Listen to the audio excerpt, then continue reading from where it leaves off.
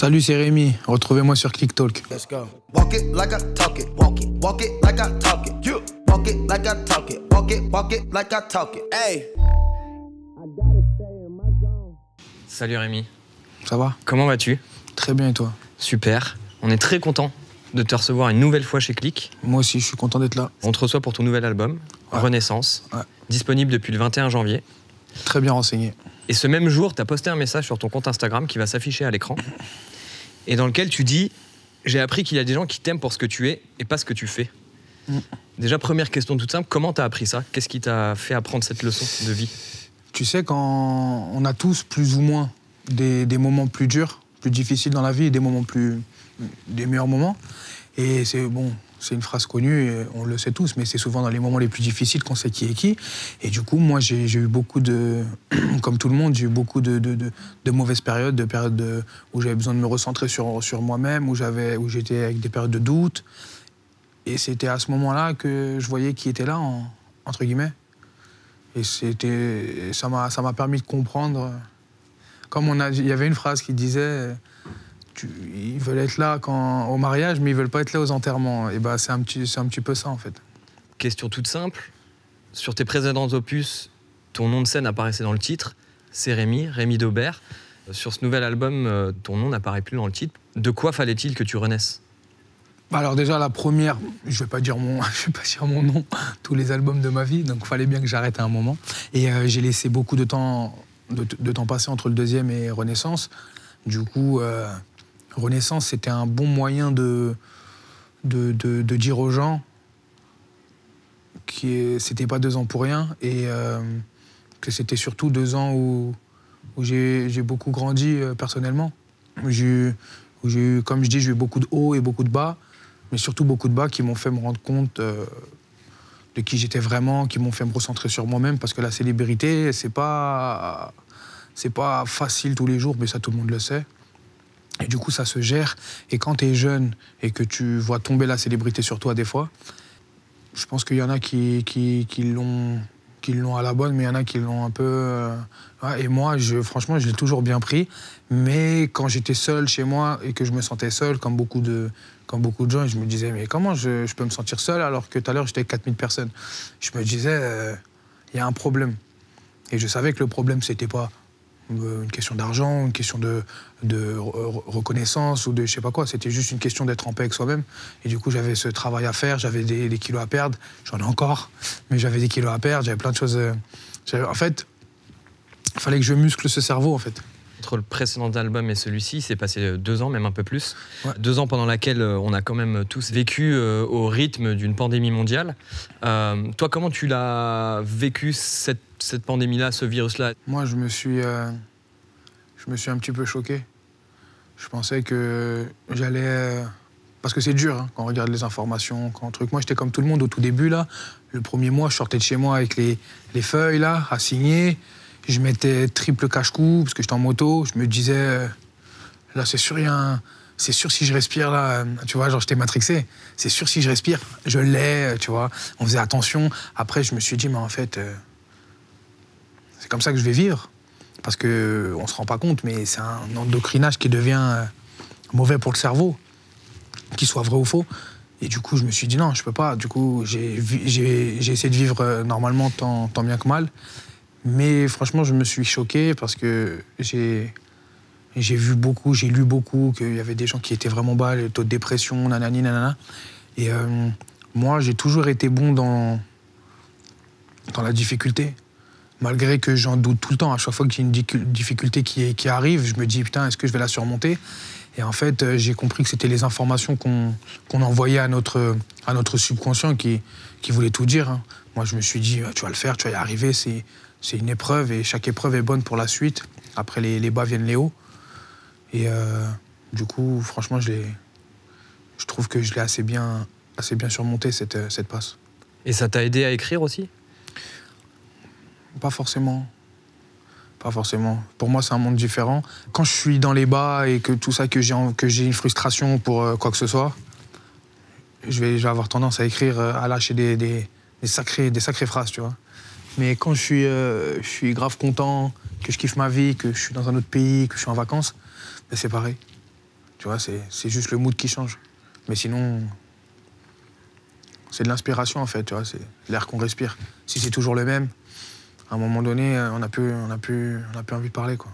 Et justement, tu parles de l'air qu'on respire et de changer d'air. Et il y a un morceau sur cet album qui s'appelle « J'ai fait le tour de ma ville ». Et jusqu'à maintenant, toi, tu as toujours rendu hommage et eu beaucoup de tendresse pour ta ville. Dans plusieurs interviews, tu l'évoquais comme étant un lieu que tu as rarement quitté d'ailleurs, quand tu étais plus jeune. Exactement. Et là, sur cet album, j'ai l'impression que c'est la première fois où justement tu commences à dire que tu en as un peu fait le tour et que tu as ce besoin aussi d'évasion et d'aller voir ailleurs. Exactement. Bah, comme tout humain, le monde est à nous, comme on dit. Et quand je vois ma mère qui travaille depuis plus de 25 ans, peut-être 30 ans, dans la même ville, qui est sortie de la France, je crois, 1 ou 2 fois dans toute sa vie, mais moi, j'ai qu'une envie, c'est de ne pas faire comme elle, et en même temps, de la ramener avec moi. Et moi, franchement, hein, pour ceux qui restent dans leur cité, parce que moi, j'étais comme ça avant, hein, genre, dans les cités, quand tu sors de la cité, c'est presque, il est bizarre, lui, pourquoi il fait ça? Il nous lâche. Je vous lâche pas, les gars, venez avec moi. Venez avec moi. Après, parce que moi, c'est quand je suis sorti de la France, enfin, même quand je suis sorti de ma cité, parce que la France aussi, c'est un beau pays, mais quand j'ai fait mes premières tournées, c'est wow, j'ai dit, c'est donc ça la vie. Au début, je restais à l'hôtel, dans les tournées, je parlais avec personne, alors que moi, je suis quelqu'un de sociable. Et maintenant, ça y est, hein, maintenant, c'est moi, hein, tu vois, j'arrive ici. Les gens, ils savent, hein. Faut pas parler avec moi. Tu parles avec moi, ça y est, on va parler, hein. On va bien parler. Non, franchement, c'est découvrir le monde, les cultures différentes. C'est bizarre que je dise ça un jour, mais c'est la vraie vérité, en fait. Tu sors pas de chez toi, tu seras toujours fermé d'esprit. Et si tu sors, tu comprendras ce qu'est la vie, hein. Tu comprendras ce qu'est vraiment la vie. Voyager, c'est magnifique. Après, il faut aussi de l'argent, parce que, bon, c'est bien beau de dire ça, mais quand t'as pas d'argent, il faut en faire, hein. Et t'évoquais ta maman juste avant. Ta maman, elle a toujours été, dans chacun de tes projets, un des protagonistes de tes albums. Et encore sur cet album, t'en parles beaucoup. Ouais. Et tu dis, depuis 2010, je veux que maman ait le palace. Je me sentirais mieux dans ma tour si ma mère est dans un palace. Donc il y a vraiment cette volonté d'offrir mieux que ce que ta mère a eu jusqu'à maintenant, via ta musique et ta carrière. Ouais. Quel regard elle porte sur ton parcours justement aujourd'hui? Bah, elle a une fierté magnifique. Elle a une fierté de fou pour moi. Et ma mère, elle est un peu comme moi. Moi, je suis quelqu'un, on pourrait dire que je parle beaucoup dans mes sons, que je suis quelqu'un qui dévoile beaucoup. Mais en vrai, dans la réalité, je suis quelqu'un qui dévoile pas beaucoup les sentiments, qui n'a pas grandi comme ça. Et ma mère, je pense que ça vient un petit peu d'elle. Mais en grandissant, j'ai commencé à dire je t'aime à ma mère et j'ai compris que en fait, parler, ça fait du bien. Mais je sais que je tiens ce truc de elle. Franchement, moi, je lui ai dit il n'y a pas longtemps, là, je crois il y a même 2 jours, je lui ai dit, en fait, on a eu une petite conversation et je lui ai dit, tu sais, moi, je veux tout offrir pendant que t'es encore là, quoi, en fait. Je lui ai dit parce que, genre, ce serait ma plus grande, je crois, ma plus grande tristesse, tu vois, de pas avoir pu rendre fière ma mère et lui avoir fait kiffer la life, quoi. C'est vraiment le pire. Au début de ta carrière, en 2017, quand t'es arrivé, tes textes et ton rap a vraiment été salués par la critique parce que voilà, on disait que Rémi c'était quelqu'un qui un rap de kicker, un rap pour les rappeurs. Et on t'a un peu mis à cette époque-là, je pense, en opposition à la musique qui sortait beaucoup à l'époque, qui était la trap, la musique un peu plus, on va dire, plus sur les top lines, les mélodies. Et justement, moi aujourd'hui, je trouve que là, en 2021-2022, il y a un vrai retour au rap du kickage. Je pense à Dinos, je pense à Alpha One, je pense à Jazzy Bass pour ne citer que. PLK aussi, qui a fait un très bon son. Oui, c'est vrai. C'est par cycle. La musique, c'est par cycle. Exactement. Mais est-ce que toi, ce retour au kickage, tu l'as observé? Est-ce que ça t'a challengé dans ton écriture à te dire ah ok, là il y a un retour au rap de kicker, va falloir que j'élève mon niveau? Non, carrément, j'ai dit je suis content parce que j'ai sorti 97 mesures et j'ai sorti au bon moment et je suis content parce que moi je change pas. Je fais plein de choses, mais je change pas forcément la manière d'écrire mes textes. J'ai toujours ce rap et ce message et du coup je me bagarre quand c'est plus mon cycle, mais quand ça redevient le cycle du rap, je suis super content. Et ça me fait plaisir de voir... franchement, le truc qui me fait le plus plaisir, c'est de voir dans le top 10 teaser ou Spotify des mecs c'est des gros morceaux rap, instru old school, avec la batterie, tout ça. Franchement, ça fait kiffer. Et quand je vois Jazzy Bass qui fait 12 000 en première semaine, je suis grave content de me dire que le rap, il peut faire autant de chiffres, tu vois, ça me motive. Ça me motive énormément. Récemment, on avait reçu Mac Taylor, donc ton producteur, dans Click and Chill, et on lui demandait à quoi on reconnaît un bon rappeur ou une bonne rappeuse. On regarde et on en parle juste après. Ça s'écoute avec de la sensibilité, c'est des choses qui ne se calculent pas. Parfois, je peux entendre des artistes, ils ne sont même pas encore finis, mais il y a une sensibilité tellement forte que je dis, lui, il faut que je l'affûte. Et je sais que ça va être bon. Tu vois, c'est quelque chose, ça se passe dans la sensibilité. Il y en a qui pensent que le rap, c'est savoir poser bien dans les temps, là, faire une mélodie comme ça et tout est bon. Mais non, il y a des choses. Quand ça vient de la rue, déjà, c'est pas scolaire, parce que quand ça vient d'en bas, ça vient toujours avec un nouveau truc. Mais quand ça vient pas d'en bas, ça arrive de manière scolaire. Ah, il sait bien faire son taf. Mais quand ça vient de la rue, il y a des imperfections qui deviennent, avec les années, des atouts dans son style. Parce que c'était des talents bruts qui sont venus sans réfléchir. Tu vois, c'est deux choses complètement différentes. C'est vrai. Déjà, Mac Taylor, il a toujours eu ce truc de savoir avant les autres. Et ça, c'est quelque chose que je respecte beaucoup. Et c'est vrai que comment dire, le rap, c'est pas forcément t'es dans les temps, c'est pas forcément t'as du flow, c'est pas forcément c'est ce que tu rejettes, c'est ce que tu renvoies. C'est un tout, c'est l'image en même temps, le flow, en même temps, c'est tout en même temps. C'est vraiment, je dirais même c'est une petite magie qui fait qu'on peut pas comprendre, parce qu'on peut essayer d'avoir 30 ans de rap ou tout ce que tu veux. Tu peux des fois te dire que lui, il va monter, et t'as raison. Mais des fois, tu vas pas miser sur ce type-là, et ce type-là, il va tout casser. Mais même toi, tu sais pas pourquoi. Mais en vrai, c'est inexplicable. Parce que moi, ça fait peut-être plus de 10 ans que je fais du rap. Ça fait 5-6 ans que je suis dans le rap. Et j'ai toujours pas réussi à comprendre qu'est-ce qu'il faut faire pour tout casser. Et en fait, si je dois te donner une seule réponse que j'ai réussi à comprendre, c'est être soi-même. Genre vraiment, fais ce que tu as envie. Je te donne un petit exemple tout balourd. Si tu kiffes Freeze Corleone, frérot, inspire-toi de Freeze Corleone. Si vraiment tu kiffes, parce qu'on s'inspire tous de quelqu'un. Moi, je me suis inspiré de Soprano, je me suis inspiré de La Fouine, je me suis inspiré de Mac Taylor, je me suis inspiré peut-être un peu de Booba, parce que j'écoutais aussi. Je me suis inspiré, mais en fait, je l'ai fait à ma façon. Tu vois, mais sans faire exprès. Et ce truc-là, on s'inspire tous de quelqu'un. Tout le monde s'inspire de quelqu'un. Van Damme, il a eu son mentor. Tout le monde a eu son mentor.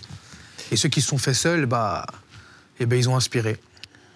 Tu puisses pas ton inspiration uniquement dans la musique. Il y a un des morceaux de l'album qui s'appelle One Punch Man, évidemment en référence au manga. Pour ceux qui connaissent pas, donc c'est l'histoire d'un super-héros qui peut venir à bout de tous ses ennemis en un seul coup de poing. Mais One Punch Man, c'est pour moi avant tout l'histoire d'un surdoué qui cherche à être accepté par ses pairs.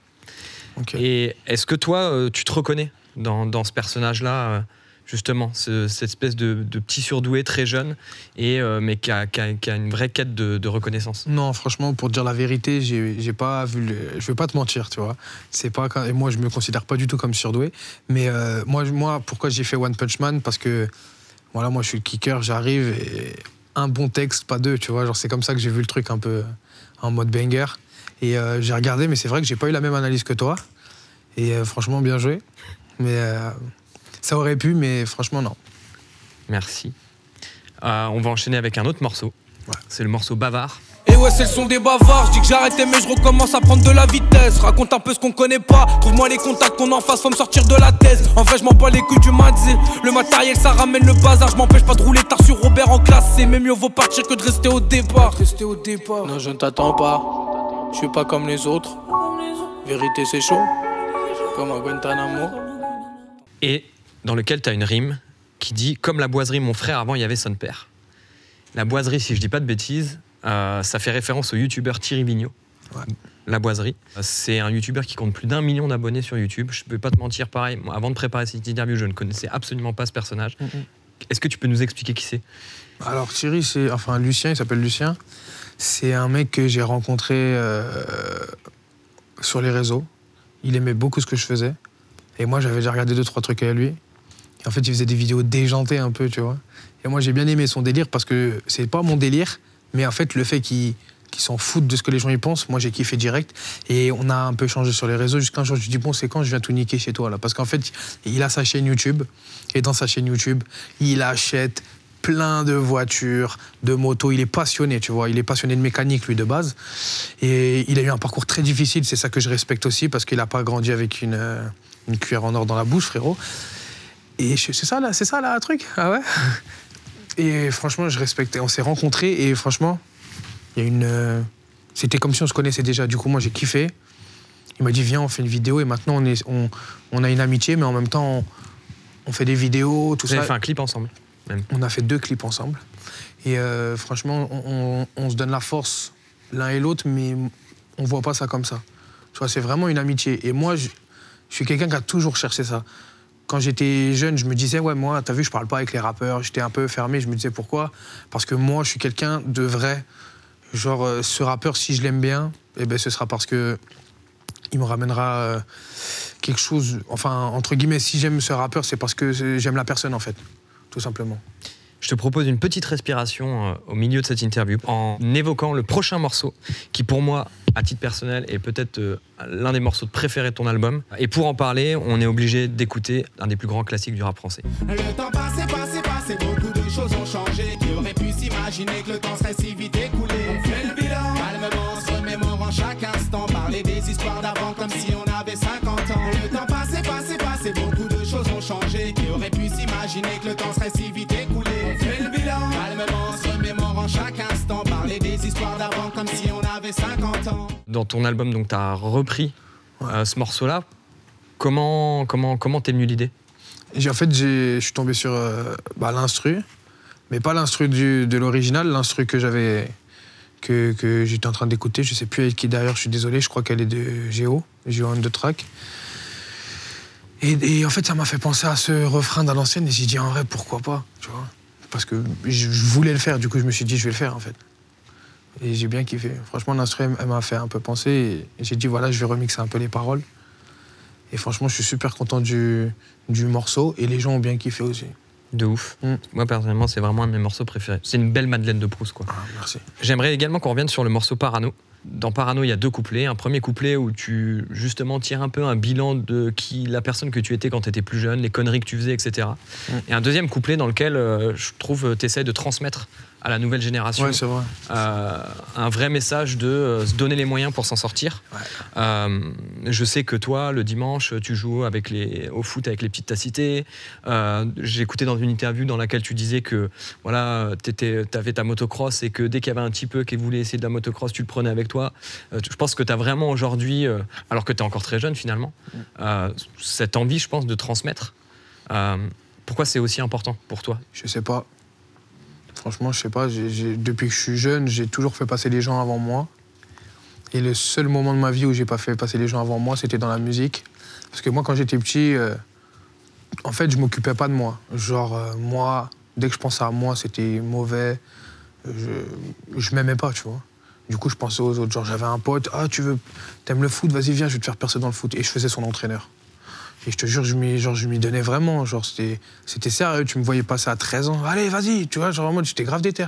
Genre, les gens devaient se foutre de ma gueule. Je disais, c'est qui ce gros lard là? Il fait 150 kilos, il coachait un mec de trucs, tu vois.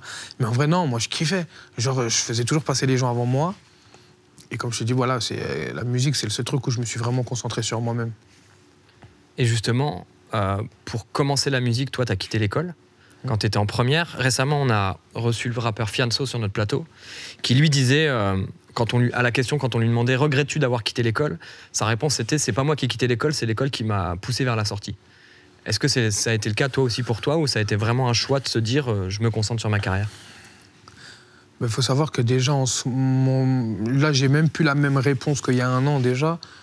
Parce qu'aujourd'hui, je trouve que ce qui se dit beaucoup sur les réseaux, c'est qu'en vrai, l'école, ça sert à rien, tout ça. Je pense que c'est à moitié vrai, à moitié faux. Moi, j'étais quelqu'un pas fait du tout pour l'école parce que déjà, j'étais quelqu'un qui acceptait pas l'autorité, puisque j'acceptais même pas l'autorité de mes parents. Du coup, j'acceptais pas l'autorité de gens non plus. Et je trouve que en fait, j'avais l'impression de rien apprendre à l'école. Et j'étais tout le temps concentré sur autre chose, tu vois.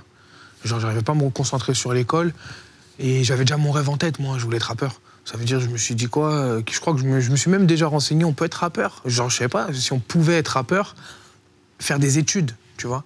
En gros, on pouvait pas. Je me suis dit, ça sert à quoi l'école, tu vois. Mais après, le truc, c'est que quand on est petit, on pense pas à ça. On pense pas à son avenir. On pense à son rêve, mais pas à son avenir. Si un petit dit, je veux être médecin, c'est que c'est son rêve, c'est pas son avenir, tu vois. Et ce qui nous manque à l'école, c'est quoi ton rêve? C'est quoi ton rêve, petit? Et qu'il n'y a aucun rêve qui n'est pas réalisable, tu vois. Je sais pas comment te dire. Donc en vrai de vrai, non, l'école, elle m'a pas poussé dehors. C'est moi, je me suis poussé dehors tout seul. Et depuis que je suis petit, moi, on m'a fait redoubler. J'ai redoublé la 6e parce que... Pas parce que j'étais pas assez intelligent ou quoi, parce que je travaillais pas. Et on m'a dit... Tu vois, ils avaient dit à ma mère, vous voulez pas le faire redoubler? Pourquoi faire? Tu vois, après, je leur en veux pas aux profs, tout ça. Moi, et même, je suis personne pour parler de ça. Et je pense que je suis pas le meilleur qui va t'en parler. Mais en France, l'école, c'est n'importe quoi pour moi. Franchement, c'est n'importe quoi, carrément. Moi, je suis sorti de ça, mais c'est le moment le plus dur de la vie, le collège et le lycée dans certains endroits, parce que, en fait, tu dois apprendre à te faire respecter en vrai de vrai, que tu sois une femme ou, enfin, une fille ou un garçon, tu dois apprendre à te faire respecter. C'est-à-dire que moi, je passais plus mon temps à essayer de me faire respecter ou à me faire aimer qu'à autre chose. Et tu vois, j'ai écrit un son il n'y a pas longtemps qui n'est pas sorti. On t'apprend tout, mais pas avoir confiance en toi. Mais ça, c'est la base de la vie. C'est pas la base de... Ok, apprenons les chiffres, pas de souci. Mais qui va m'apprendre à avoir confiance en moi à part moi ou les gens autour de moi? Et moi, comme j'étais quelqu'un, on m'a pas... Moi, on m'a jamais dit confiance en toi étant jeune. Genre, on m'a jamais dit ça. On t'apprend à gagner de l'argent et on t'apprend pas à être heureux. Exactement. Comme si on t'apprend à gagner de l'argent, alors que l'argent ne fait pas le bonheur. L'argent ne fait pas le bonheur, c'est... Même s'il fait pas le malheur non plus. En fait, c'est une question... Pour moi, c'est une question qui ne se pose pas parce que la paix, c'est intérieur. L'argent fait le bonheur si tu es en paix avec toi-même. C'est pas question de je sais pas quoi. Tout simplement, moi, je préfère être pauvre toute ma vie qu'être seul avec mon argent. Tout simplement. Après, bien sûr que l'argent, il fait le bonheur, parce que, dans mon cas, il fait le bonheur, parce que là, tout de suite, je te donne un exemple, là, si tout de suite, j'ai pas d'argent, il n'y a pas un bruit. Je te jure, c'est ça, frérot, là. Quand t'as pas d'argent, il n'y a pas un bruit. T'as personne qui vient parler à tes oreilles, tu pars pas en vacances, t'es tout seul, j'ai mal au dos, ça coûte 100 €, hein, l'ostéo, frérot. Hein. Tu vois ce que je veux dire? C'est simple, c'est ça. Moi, je suis quelqu'un, j'aime beaucoup m'occuper de moi. Si j'ai pas d'argent pour m'occuper de ma santé, j'ai le seum. Tu vas délire, je peux pas me faire craquer le dos tout seul. C'est bizarre ce que je dis, mais c'est vrai. Non, mais en tout cas, l'argent, il fait le bonheur quand on est bien dans sa tête et quand on sait gérer l'argent. Parce que ça peut aussi détruire. C'est comme tout, l'excès n'est pas bon. Même dans les bonnes choses, l'excès n'est pas bon. En tout cas, tu parlais d'apprendre. Récemment, on a reçu sur notre plateau toujours le rappeur Fianso, qui était aux côtés d'Oxmo Puccino. Ouais. On regarde une séquence et on en parle juste après. Déjà, c'est important d'être à côté d'Oxmo. Tu m'as ramené capitaine des opérations opérationnelles. C'est réel. C'est réel. Quelle était ta question, pardon? J'étais en train de me refaire des textes, pardon. Il m'a appris beaucoup de mots, ce monsieur. C'est quoi le texte d'Oxmo qui vient en tête? L'enfant seul. En fait, il m'a appris le terme quinine, que je connaissais pas du tout. Je sais pas ce que c'était la quinine. Donc il dit. Et donc il dit exactement. Il mate par la vitre. Bon, on va pas commencer à se faire les textes. Moi, il y a une phrase de Fianso que je retiens, c'est « Il m'a appris beaucoup de mots, ce monsieur ». Et on en parlait juste avant, comme quoi on peut apprendre à travers le rap et à travers l'écriture. Et je pense que... Est-ce que ça a été ton cas, toi aussi, j'imagine? Ouais, ça fait beaucoup apprendre, parce que des fois même, j'ai envie de dire un truc, mais je sais plus ça veut dire quoi, donc je vais sur Google et je comprends. Mais en fait, avec le temps, je trouve que c'est plus apprendre, le plus important, c'est comprendre. Parce qu'il y a une différence, tu vois. Moi, j'ai beaucoup appris, mais j'ai peu compris. Parce qu'on apprend, mais qu'est-ce qu'on comprend? Tu vois ce que je veux dire? C'est philosophique un peu ce que je dis, mais c'est vrai, non? Genre... En plus, j'ai été avec Oxmo, moi, j'ai fait 3 concerts avec Oxmo, grand monsieur, et que moi, je respecte, malgré que je connais pas... Enfin, je connaissais le nom, mais j'ai pas... Genre, tu vois ce que je veux dire? Je suis jeune, tu vois, genre, j'ai pas baigné dans Oxmo Puccino. Moi, j'ai refait l'opéra Puccino avec lui, les 3 dates. J'ai kiffé. Mais bref, en tout cas... Ouais, pour moi, c'est comprendre. Parce que toute notre vie, il y a beaucoup de gens, je pense, qui sont dans le même cas. Des fois, on n'est pas bien. On sait pourquoi. Enfin, non, on sait qu'on n'est pas bien, mais on ne comprend pas pourquoi. Je ne sais pas comment dire. Et c'est pour ça qu'il faut comprendre. Et moi, je sais maintenant comment on fait. Il faut apprendre. Mais apprendre beaucoup pour comprendre un peu. Et plus tu apprends, plus tu comprends. Mais tu comprendras jamais autant que tu apprends. Tu vois, moi, quand... je te donne une personne qui a des crises d'angoisse. Parce que moi, ça a déjà été mon cas. Et c'est le cas de millions de personnes en France en ce moment. Une personne qui a des crises d'angoisse, plus elle va en faire, c'est parce qu'elle ne comprend pas pourquoi ça arrive. Elle ne comprend pas pourquoi elle n'arrive pas à les stopper. Et en fait, plus tu apprends, plus tu lis des livres, plus tu te renseignes, plus tu comprends. Et plus tu comprends, plus tu as de chances, tu as de solutions. Voilà. Plus tu comprends, plus tu as de solutions. Ça veut dire qu'il y a des gens, avant de faire une crise ou de partir en couille, une crise de folie, il y a des gens, ils sont comme ça, et ben, ils n'ont qu'un truc. Je vais essayer de me calmer, je sais pas, d'aller me faire masser. Mais si ça ne marche pas, ben, ça y est, alors ça part en couille, tu vois ce que je veux dire. Mais si ça ne marche pas, qu'est-ce que tu vas faire? Et si ça ne marche pas, qu'est-ce que tu vas faire?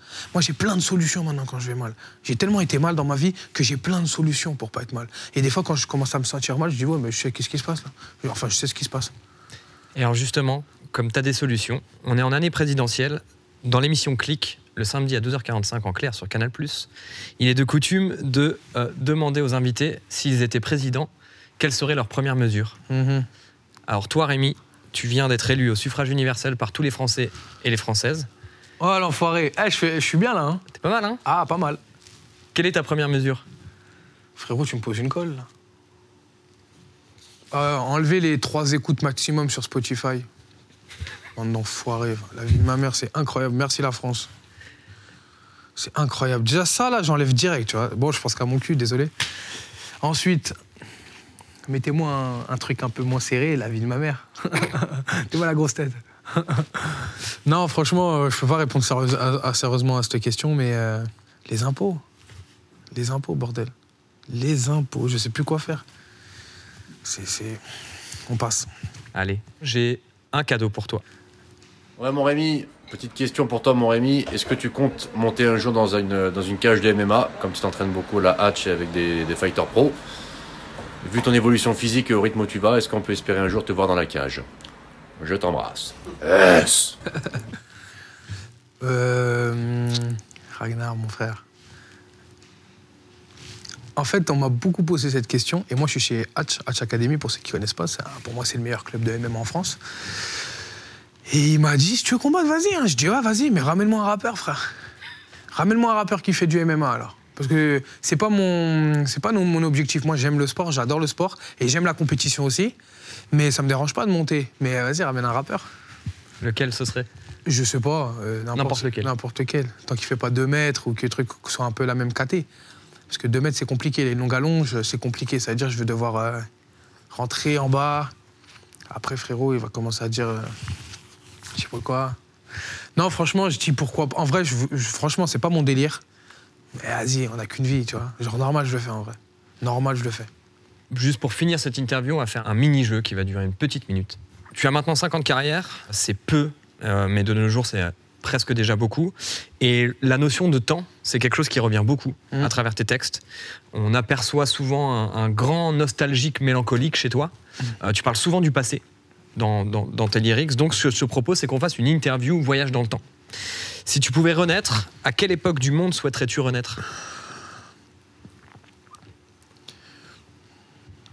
Juste avant le Covid. Si tu pouvais revivre un moment de ta vie, quel moment tu choisirais?